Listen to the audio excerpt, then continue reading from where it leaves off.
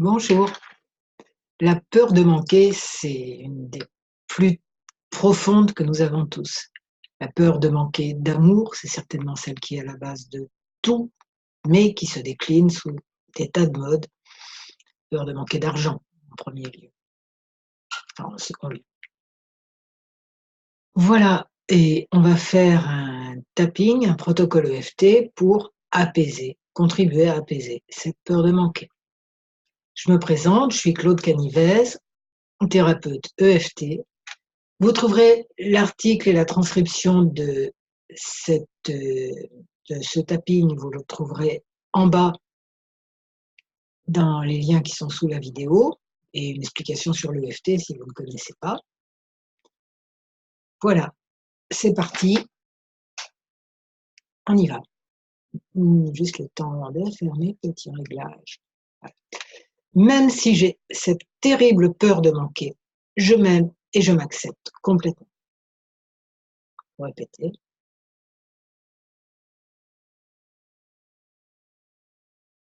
On va le redire. Même si j'ai cette terrible peur de manquer de tout, je m'aime et je m'accepte complètement.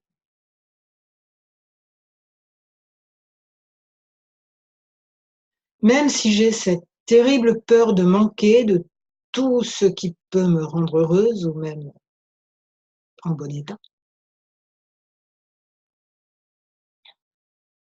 je m'aime et je m'accepte complètement. Et je m'ouvre à l'idée que beaucoup de choses là-dedans sont juste un conditionnement, juste un blocage émotionnel, et que je peux le guérir en grande partie et de plus en plus. C'est même ce que je suis en train de faire maintenant. Cette terrible peur de manquer, je la ressens comme une énorme boule dans mon ventre.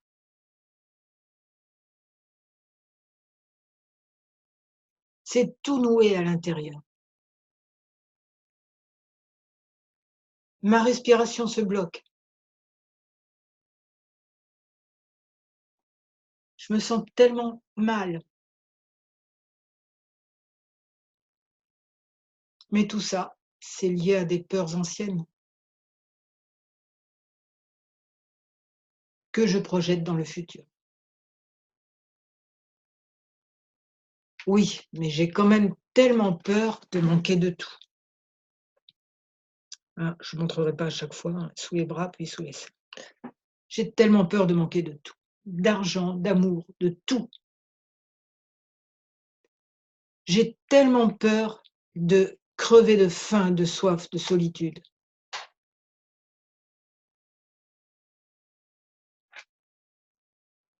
D'être dans un désert glacé quant à faire, ou étouffant au choix. Désert torride, étouffant, et où je serai seule au monde,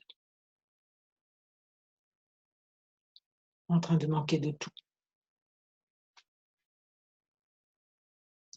Oui, mais maintenant, je ne suis pas dans un désert glacé, étouffant ou étouffant, ni dans la rue, ni dans des conditions de vie terribles. Même si une partie de moi a peur de l'être un jour. Je ne suis pas dans ces conditions de vie. Et même si je l'étais, le meilleur moyen de m'en sortir, ce serait d'abord de vibrer l'abondance et la confiance en la vie. C'est cela qui me donnera des idées et la force de retrouver cette abondance. Et moi, qu'est-ce que je suis en train de faire? Je fais tout le contraire. Je suis maintenant, en tout cas, dans ces conditions de vie plutôt confortables, avec un toit et mon ordinateur devant moi, au moins.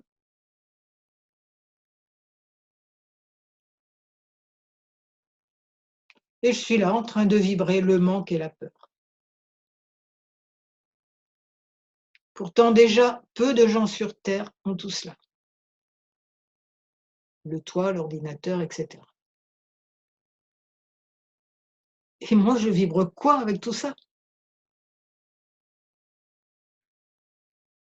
Le manque, la peur. Pas bonne idée quand même. Je vibre le manque et la peur. Et évidemment, je connais la loi d'attraction. Alors c'est ça que je risque d'attirer. Je vais continuer comme ça longtemps? Je vais continuer comme ça longtemps? J'oubliais. Ah, je ne peux pas faire autrement, je suis une pauvre victime. Je peux pas faire autrement, c'est certain, c'est évident. C'est pas moi qui maîtrise mes pensées. Pauvre de moi. Je suis une pauvre victime malheureuse. Ce n'est pas moi qui gère ma vie.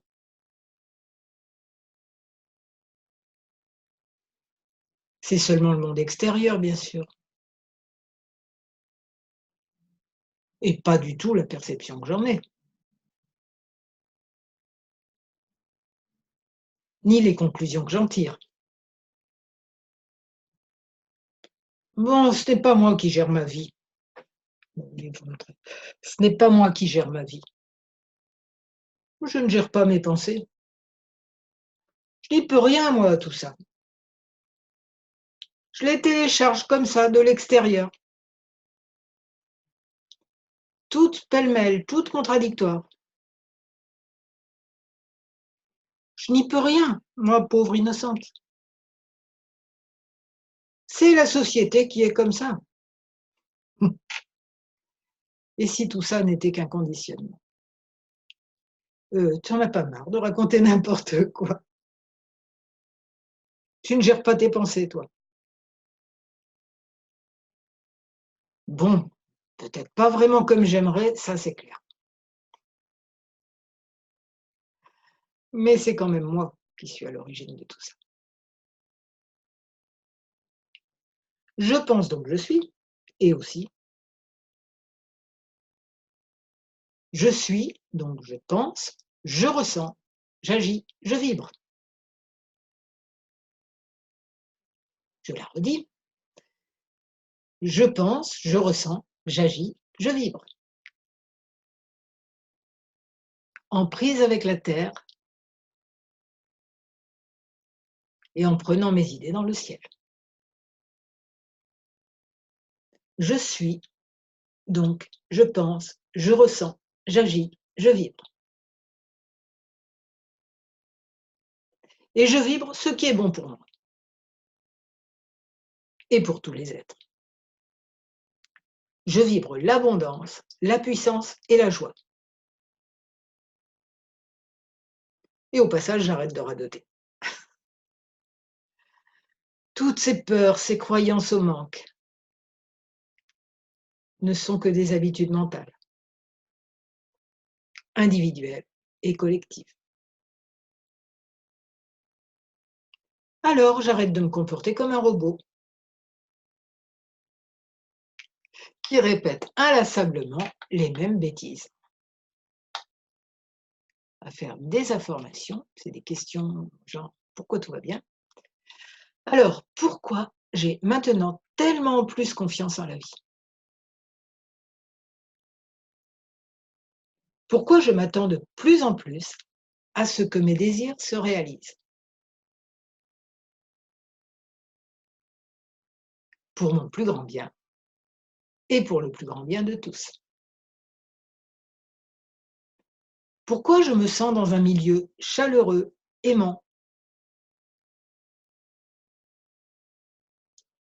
Peut-être parce que je sais maintenant le créer autour de moi. Pourquoi j'aime de plus en plus la vie? Pourquoi je m'aime de plus en plus? Pourquoi j'aime de plus en plus la vie en moi? Pourquoi je me sens de plus en plus entourée d'abondance et d'amour? Pourquoi l'argent est un moyen comme un autre de créer cette abondance? Et pourquoi j'en ai chaque fois que j'en ai besoin? Pourquoi j'applique aussi bien la loi d'attraction? Dans un sens qui me rend heureuse, pas dans un sens qui m'attire des ennuis. Pourquoi je me sens maintenant reliée à tous les êtres? Pourquoi j'ai une telle confiance dans l'univers et dans ma sagesse intérieure? C'est la même chose d'ailleurs, la confiance en l'univers et en notre sagesse intérieure. Et pourquoi tout cela est tellement bon pour moi et pour tous les êtres. Namasté.